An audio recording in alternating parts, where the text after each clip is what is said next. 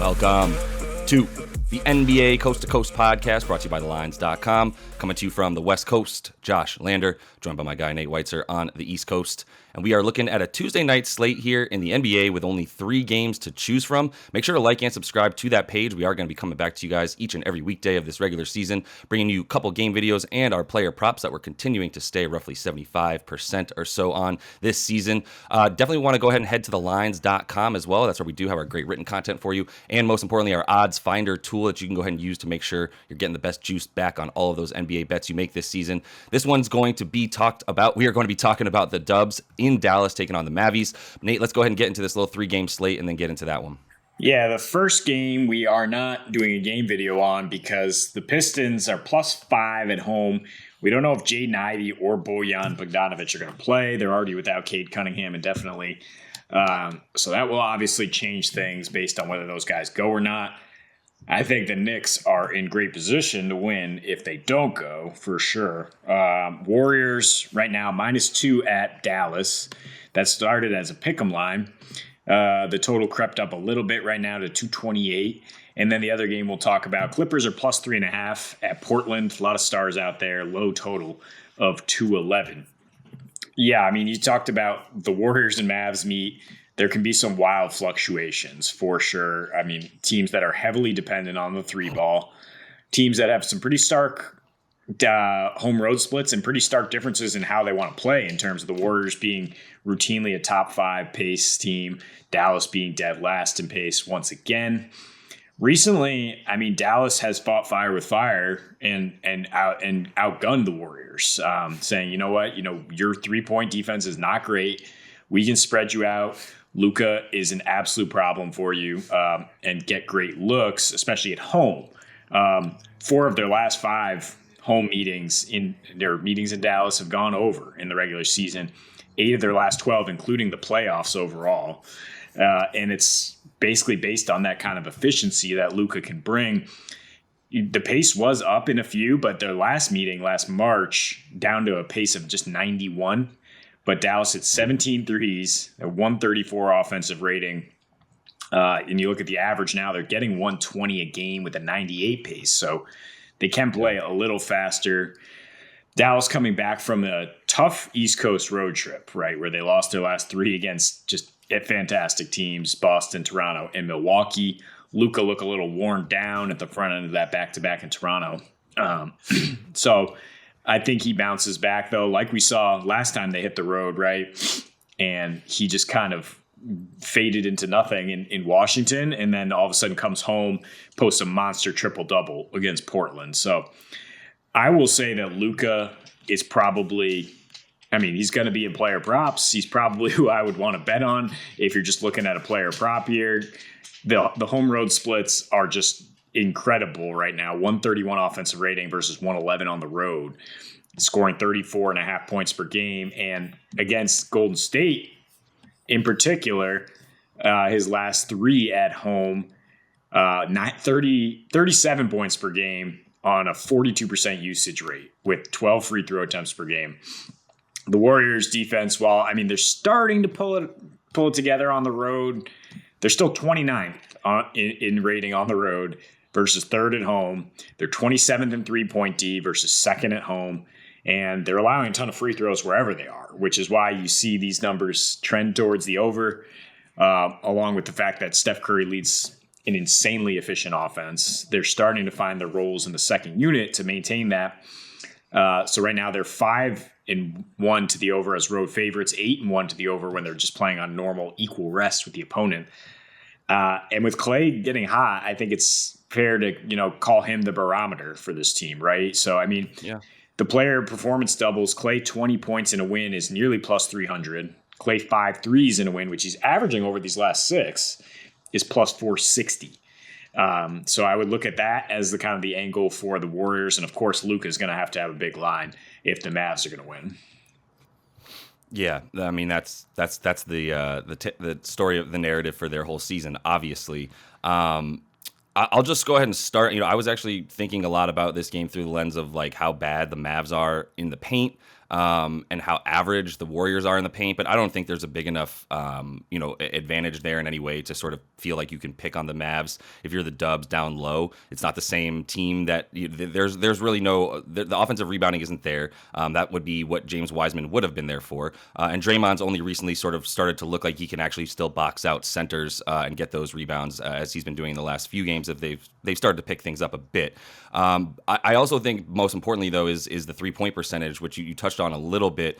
The Mavs are much better defending the three at home, which is crucial, right? Both these teams, as you said, shoot a lot of threes. The Mavs not shooting a great percentage, but they're shooting a ton of them, and that's where they're getting a lot of their points. Obviously, it's Luka and spread offense with Luka off of that. The Dubs playing pretty well defending the three. I mean, top 15. They're not great, and it's something that I do think the Mavs can probably continue to take advantage of. They don't really need to change their game plan much from what they've seen in the past. Maybe you get a few more pick and rolls with Luka because you have Christian Wood now, but you're still looking at Luka and drive and kick, isolation ball, 40% usage, all the things that are Luka Doncic are just in the extreme this year, and it's kind of working. I mean, they're 9-10.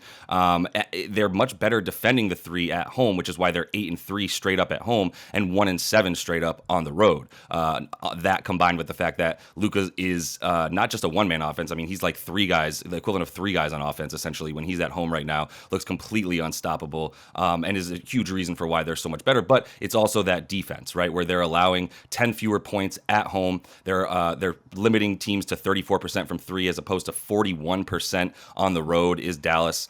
So I'm nervous to pick the Dubs, even though we both like the fact that we see the trend towards success for them. Clay started, as you said, Clay being the barometer for that team. He started slow with his shooting the last 3 seasons that he's actually played at the beginning of the season. So that really wasn't before like 4 years ago. But even 4 years ago, 5 years ago, when he was playing in November and December, his shooting stats were still pretty poor, similar to how slowly he kicked things off this season, as opposed to what he's done over their last 6, where they've won 5 of those 6, and their only loss was that blowout to New Orleans, where there were no starters in that game for the Dubs. They just threw that one away and lost by 40. Other than that, they've won 5 of their last 6. Clay in that time frame has upped his points to 24 a game from about 15 a game, 14 and a half, with 24% usage. He's at 32 minutes a game, which is crucial. We talked about him starting to get more minutes like maybe a few weeks ago, and now he's finally back to over 30 minutes a game with 56% from three. 5.6 threes made a game out of 10 attempts from beyond the arc. Not sustainable all season for literally anybody, even Klay Thompson or Steph Curry, but it's definitely him getting, sort of making up for the way that he's been below his numbers and regressed back this season a bit. So if he's going to be getting that 24 a game, he's got 1.5 steals a game, which is crucial for him. His defensive ratings dropped down to about 109, 108.5 because it was closer to about 114 before that. And the same thing can be said for Wiggins. So both those guys up their percentages. Wiggins shooting 53, 51 splits in that last 6 as well. Couple steals. He's got his defensive rating down to 103 individually, which is crucial. Like that's what this team was missing, was defense, and that's what Wiggins is there for. That's what Draymond Green is there for, dropping his defensive rating to 104 from 111 previous to that. And I mean, there's some cupcakes in there for the Dubs for sure, but I mean, they're playing offensive juggernauts as well. I call them offensive juggernauts. The Timberwolves and the Jazz are definitely in the top 10 in offense for both of them. The Clips, nothing there. And then they got smacked by the Pellies. But either way, my point is they've still played enough teams for me to feel like they've turned a corner. I just don't know that this is the matchup to pick them to win. The only thing that I would feel good about is the fact that they, if Dallas is not going to be able to defend their three that well, then that does leave the door open for the Dubs. But I don't feel confident enough to bet too many units on this one. I would just try to find some value in the way of guys like Clay scoring more than 17, which we'll talk about, and maybe some Luka stuff in there as well. But I lean more props in this one than I do totals or lines. Yeah, I mean, the total is interesting because the Mavs are obviously under machines, except when you get into this matchup. I mean, they're under Jason Kidd, they're 40-19 to the under at home, 11-3 when they're home dogs, which they're slight dogs here. And those totals going under by about 7 points per game. Of course, I mentioned the numbers, though. When they host the Warriors, that can all change because Steph and Luka are just game breakers. But, I mean, the last meeting, like I said, with that pace, it kind of screams regression in terms of both offenses. I mean, the fact that they both posted an offensive rating over 124 in a slow paced game makes me lean a little bit towards the under here. I do want to see the Warriors, though, continue to pull this out. I mean, it's stunning how overrated the Mavericks have been in terms of the spread recently, right? I mean, did you rattle off these numbers? 2-14 in their last 17 games, 0-9 this season after a win, which they're not coming off a win. They're coming off a 3-game road loss, but that just shows you that there's no continuity right now because, how much of it is just how much energy does Luka have? What can he do tonight? And their defensive scheme, they still haven't figured it out. JaVale McGee is not the rim protector they wanted, or he's not going to fit on both ends of the floor, to say the least. And I mean, yeah, with Steph out there, even with the Warriors dropping offensive efficiency on the road, I don't think it matters that you're good at 3-point defense in general. That's what I'm talking about, him being a game breaker. He just drags your defense out so far and then opens things up.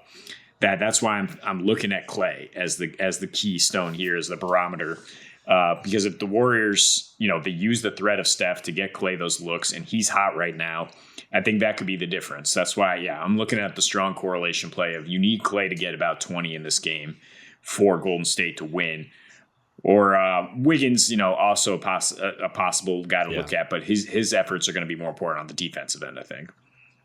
It's true, but 16.5 points for Wiggins is kind of low as well. I often like to take, right now you take Clay. Look, he's hot. We'll talk about that, as we said in the player props video. I often like to take Wiggs when he's got a couple points less on his prop than Clay, just because he gets to the line more, and he has a few other ways to score when Clay's not hot. But when Clay's hot, it's like that's fish in a barrel, right? This is like the second best 3-point shooter of all time, we might all agree upon. So the only one being better on his team. But either way, I hear you, and the only problem with those stats about the Mavs being 2-14 to the against the spread there this season, their last 17 games, they covered in the first 2, and then since then they have only covered twice. The problem is they're also winning those games straight up. They just have these monstrous spreads this season, which sort of skews their numbers. I mean, the fact that they're 9-10 straight up on the season with a +2 net rating is wild, right? Like they have less wins, they have more losses than wins, yet they're positive overall. That's also because their spreads are massive. I looked at all their home spreads, especially averaging 7.5 points that they're giving at home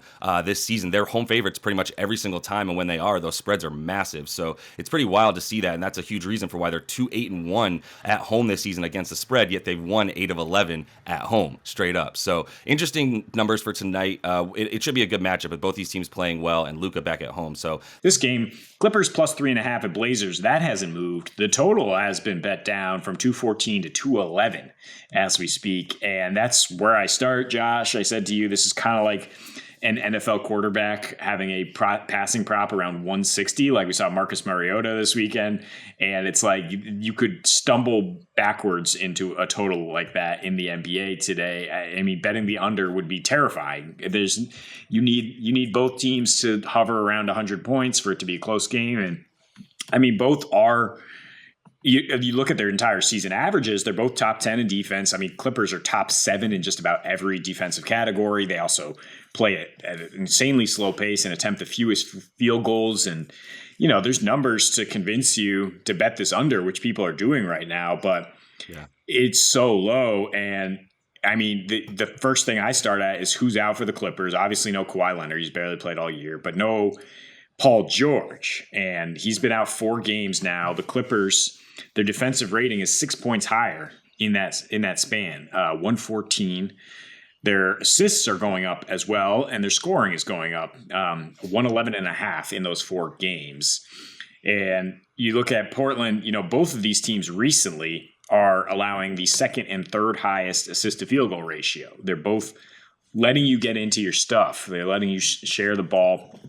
And both teams on the offensive end are number 1 and number 2 on the season in terms of sharing the ball and getting each other buckets. So, I mean, the worry with the only reason to bet unders with the Clippers when they're this low is to say they don't have anybody who can put the ball in the basket. They don't have anybody who can ISO except maybe Reggie Jackson and just get you a bucket in the half court. But if their team scheme is working, which we saw in the playoffs under Ty Lue, then all of a sudden T-Man's flying around. Zubac is getting those buckets down low. And they're going to be able to score. They've been a little bit more efficient on the road this year. They're 29th overall in rating on offense, but 22nd on the road. And Portland scoring 8 more points per game at home, playing at a pace 3 possessions faster, scoring 3 more points per game. Also the 5th worst 3-point defense at home. So there's reason to like some points. I'm not talking about an offensive explosion here, but 211, a 109-103 game is going to get you there. The Blazers coming off a rough road trip here. The last 4 on the road without Dame, lost 3 of them.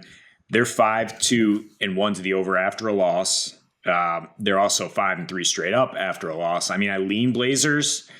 I have a hard time trusting them without Dame, but I think if you look at just Dame being out versus Paul George being out, Portland has a lot more experience playing without Dame right now. I mean, it's been the case most of last season and for at least half of this season now at this point with his 2 separate injuries. I think they also have an advantage down low because Zubac just carried the Clippers with a Shaq line against the Pacers, and Yusuf Nurkic has eaten him up. He loves these kind of profile matchups against Jokic or against a tough team down low. And last time he welcomed Zubac, he had 14 and 17.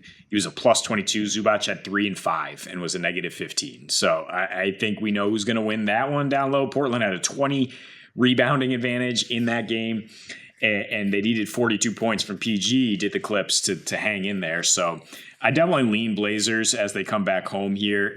But I think I kind of like the over if you're just looking to capitalize, if you can get this while it's low, because I think it will go back up.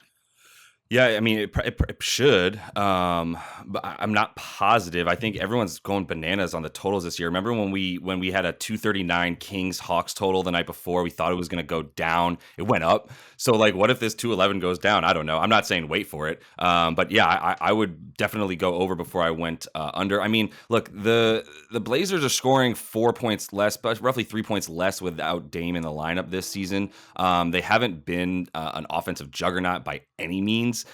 We kind of thought they might show a little bit more, but really the thing is without Dame, it's really the Anthony Simons, Jeremy Grant show. And a lot of other guys seem to sort of recede a bit more, and we were kind of hoping that guys like maybe Sharp or Nasir Little or guys like that might show a little bit more improvement without Dame. But even, especially like Nurk, also not quite the same player without Dame. So I mean, look, Anthony Simons and Jeremy Grant skyrocket in their totals. I think that's what I look for more than anything in this game is like, with the stars out, what happens? What are the trends here? And the trends are Jeremy Grant goes for 25, 4 and 3.5 assists a game without Dame in the 9 games Dame's missed. Anthony Simons, we've been saying it since last season, but I mean, this season it's even actually a little bit more telling. 27 points a game, 26.5 roughly, 6 assists as well, and 3 boards in the 7 games that he's played without Dame Lillard this season, getting about 40 minutes a game in there, which is another huge part of this, with a roughly 29-30% usage rate for Anthony Simons. So all these things are things that I rely on a little bit more than, who's going to be able to pull this game out, mostly because of everything you just said, relating to how what they are without Dame in terms of finishing games and being able to pull things out. Interestingly, I believe they won that game in the clutch on a Josh Hart buzzer beater without Dame against the Suns earlier this season, which might lead you to think that they're still pretty clutch without Dame, but they are not. Unsurprisingly, the Blazers are not as good in the fourth quarter without Damian Lillard. Another reason for 4 of those losses over their last 5 or so.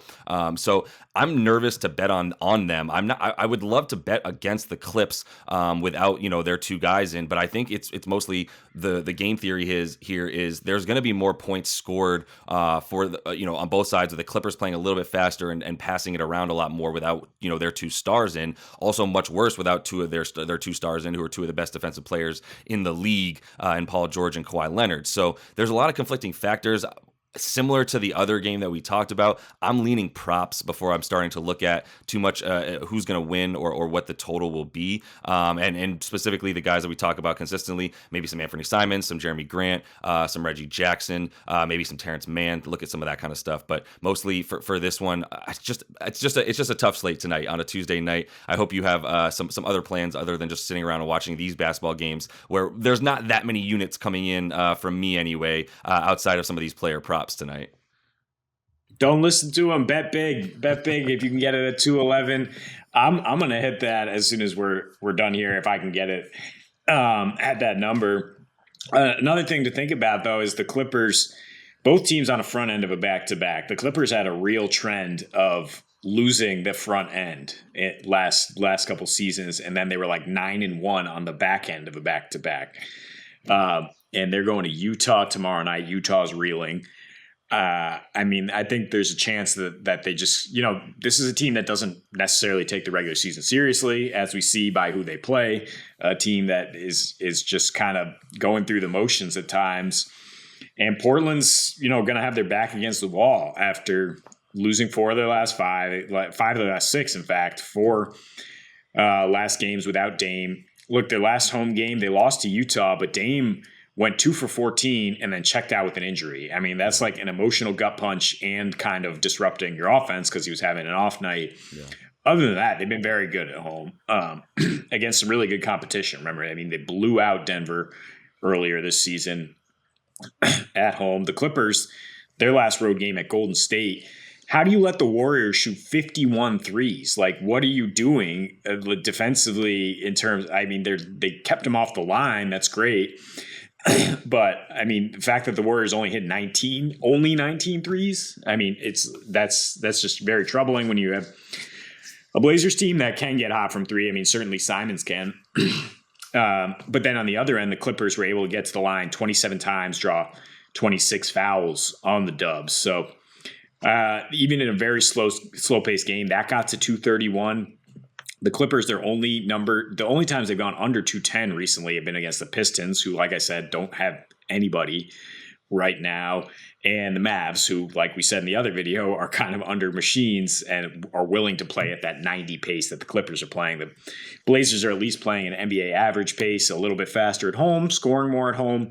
And I do like Nurk, his props, and I do like Portland to win this game and hopefully push us over. Yeah, and what we're also banking on is kind of what you touched on at the end there, which is 3-pointers, which really, once you get the amount of threes that we're probably going to see from these two teams, even without Dame and especially without PG and Kawhi, there's there's not many other ways for the Clips to win. They still remain in the top 15, and it actually goes, they're like 12th in terms of 3-point attempts and their 3-point percentage. They're actually defending the 3 pretty well, but as we said, that goes down as well when you take out PG from this lineup on the perimeter there. So I think the over does feel a little bit better when you see that a lot of threes are going to be taken in this game, and you only need a few of them to go in. As you mentioned, all the barrage of threes that came from the Dubs as they put up a big number on the Clips. Nate, let's go ahead and jump into your first NBA play-up prop for tonight.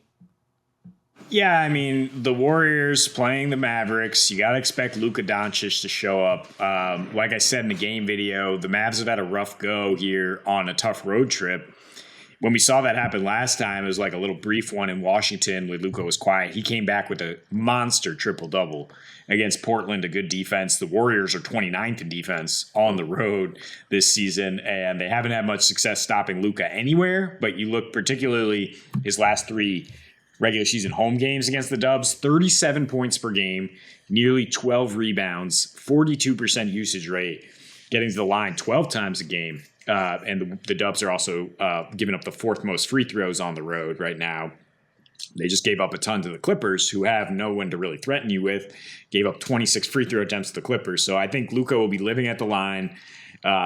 You look at his home road splits in general, 131 offensive rating at home, scoring 34 a game, more free throw attempts at home. And then just the fact that the Warriors are playing so well offensively right now makes me think that there's going to be more of a back and forth here. 32.5 points is obviously a large total, but like I said, Luka is close to 35. You actually get better odds when you combine his rebounds. And I think the pace that the Warriors play at, the amount of threes they take, makes me feel good about that. 41.5 points and rebounds. That's where I'd go. It's close to even money at DraftKings. And like I said, based on his recent splits with the Warriors, getting 12 boards per game in those home games right now. Yeah, I mean, it's high. It's very high. But it's Luka against the Dubs, and it's Luka this season, and it's usage rate and points and minutes. And if he's going to be a little bit rested, we talked about that in the game video a little bit. This team is really dependent on him being able to play a lot. He's definitely come into the season in better shape than we've seen him, able to stay on the floor for a ton of minutes a game. But you got to expect him to play 38 to 40 tonight as well, in a game that I don't think will be a blowout if the Dubs are at least going to be better on defense, and they've been a little bit better than they've been. They've gotten it down in their last few home or road games. That they've actually improved upon that second worst defensive rating on the road this season. So we'll see if they continue to trend in the right direction, but I don't think they'll have an answer for Luka regardless. So staying in this game, Clay, we talked about him. We basically said we were taking him in that other game video where we talk about this game. We mentioned that he's going to be involved in these player props. 17.5 points is minus 105 on DK, but 3.5 made threes or more, more than that. So 4 threes or more is plus 110 on DK. So I definitely like that. You look at what he's done in his last 6. He's shooting 10 threes a game and making 5.5 of them. So the 4 there doesn't seem like too much. The Mavs, not very good opponent 3-point percentage. I mean, they give up a pretty good one. They're not that good on D against the 3 as much so as we've seen in the past, where they cover that well. They are better at home, I will say, in terms of defending the 3, but still not. It's Klay Thompson, so I'm still going to feel pretty good about making 4 threes when he's on that tear. The 24 points per game that he's had in the last 6 come on 32 minutes a game, 24% usage. These are the types of things we've been waiting to see for him. They started to trend in the right direction over the course of the last 2 or 3 weeks, with him upping his minutes from like 22 to 26 to 28, and now he's at 32 or so, which is what we need to see. His defense is not so atrocious anymore that they can't keep him on the floor at times, as he's dropped that defensive rating, which is crucial. So expect to see him on the floor. I'm fine with both of those bets. I'll probably hit on both 17.5 points over that and over 3.5 made threes. Both are even money or better, as I said. So, I'm not sure if this game's going to hit 227 or not, but it's going to be a little bit better and less choppy than you might expect from a Mavs home game. Mm-hmm. And he's on that heater since Mikal Bridges threw some shade at him after Devin Booker, talked some trash in the first Suns win. The Warriors have kind of woke them up. It seems like that latest Suns loss where they got blown out, and they've been on a heater with Clay, as I said, being the barometer there. He's got to be knocked down if Steph is going to continue to get all the attention he's getting, having the best season of his career so far. I think, the odds aren't great, but you get these head-to-head matchups. Clay to hit more threes than Luka, who's hitting like 1 or 2 per game. He's mostly going to the basket. Minus 150. To hit more than Dinwiddie, who's not, his role isn't even certain. You don't even know if he's going to hit a 3, is minus 185. But I mean, if you're going to bet for Clay to hit 4 threes, I like sprinkling some on those as well as almost a hedge or a bonus. If he does hit those 4 threes, I think he'll have more than both those guys. I'm going to go to the other game we break down here. Blazers, Clippers, and I'm looking for Yusuf Nurkic to throw some cold water on Shaq Zubac, who just put up 39 and 25 against the Pacers. So it's like the biggest line on the highest field goal percentage since Shaq did it 20 years ago or so. But Nurkic, the last time he hosted the Clippers, he had 31 points with Dame and CJ out. Obviously, CJ is not on the team, and Dame is out tonight. Zubac held to 5 and 6. And then the previous time, Nurk had 14 and 17, was a plus 22 with 6 offensive rebounds, and held Zubac to 3 and 5. His last 3 versus the Clippers, based on those, obviously going well over 25.5 points rebounds, which you're getting good odds at right now. His last 6 in general, with Dame out for 4 of those, he's averaging 18 points, 9 rebounds, and a 25% usage rate. The minutes are always a concern when you have a guy who gets into foul trouble, which is why even in 26 minutes per game, though, he's averaging 20 and 12 against the Clippers his last 3. Yeah. So if he can stay on the floor, which he should be able to, the Clippers are not a team that you can rely on getting to the line. They're not a team that you could necessarily rely on to hit a high percentage of their field goals either, which is why they're 27th in opponents' defensive rebounding. So I like combining it with the boards because I think he could have 15 plus boards if you want to just bet on rebounds as well. That makes sense too. I mean, he's going up against Wilt Chamberlain. What are you talking about? And Ivica Zubac, who put the hurting on Miles Turner to the tune of 31 rebounds the other night. Although Miles did hit his rebound prop that we called last night at halftime, which was plus money. So we'll see how that works out for Nurk after he plays Zubac. Maybe after you play Zoo, it's like the toughest test ever. So then you've gone through your Navy SEALs training of rebounding and are good. Either way, I feel good about Nurk as well tonight in a game where I don't know how I feel about much else, but some player props in there for sure. And Nurk to do his thing without Dame, and maybe a few more missed shots from the Blazers as well, upping his potential rebound total there. So he also does pass out of the post a bit more without Dame as they look for him and then cut off of him. So that's another play that is there for them when Dame is out. When Dame is in, they're not really looking to use Nurk in that way nearly as much. So I'm going to close things out here, Nate, with an under in a game that neither of us really plan on spending much time watching, because it's the Knicks and the Pistons in Detroit. And it's a road game. I'm going RJ Barrett under here in this road game for the Knicks. 20.5 points for him. It's minus 120 on DK. I'm going to be honest with you. I might even sell a point and take an alternate line of under 19.5. I don't think he's scoring 20 in this game, and I can get that up to about plus 105, plus 110 if I do that. 17 points a game on the road this season as opposed to 20.5 at home. He shoots 36% from the field on the road. Very, very bad. 24% from three. I didn't even bring that up just because, oh man, it's just so bad. He's only shooting 5.5 threes a game, but I mean, he started off the season, the first 5 games, shooting roughly 42% from three, and we all thought it was going to be a great RJ year, and he has just not made a three since then. Basically, there was a stretch where he missed 27 in a row earlier this season. His last 10 overall, 17 a game on 37% from the field, 24 from deep, so those splits just really bad over the last 10 as well. 6 career games in Detroit, 15 points a game, 5 boards, 30 minutes. He is getting closer to 32.5 minutes this season, but still the splits awful in Detroit. 43% from the field, 33 from deep, just 3 3-point attempts a game anyway. And Detroit does defend this position specifically better than any other position. This is the position where they have the most adults on their team, if you will, in terms of Bogey and a few other guys that have been around for a bit longer than the Jaden Ivies and Cade Cunninghams. So they're inside the top 15 and even inside the top 10 in a few really important positions when it comes to opposing small forwards, defending opposing small forwards in terms of points per game, assists, rebounds, all that stuff. They're limiting that position, like I said, better than any other. So I just don't feel good about RJ in this position. Yeah, and the Knicks scoring drops a lot on the road. Their defense is also much better on the road. So, I talked about betting Knicks if Ivy and Bogdanovich are going to miss another game. Maybe you just want to bet the under and assume that the Pistons aren't going to have anything really going on offense and that the Knicks are more than happy to win a relatively low-scoring game because that's what they've been able to do, claw those out against bad teams on the road. So I think, under RJ also goes along with that, under 228, which is the total right now.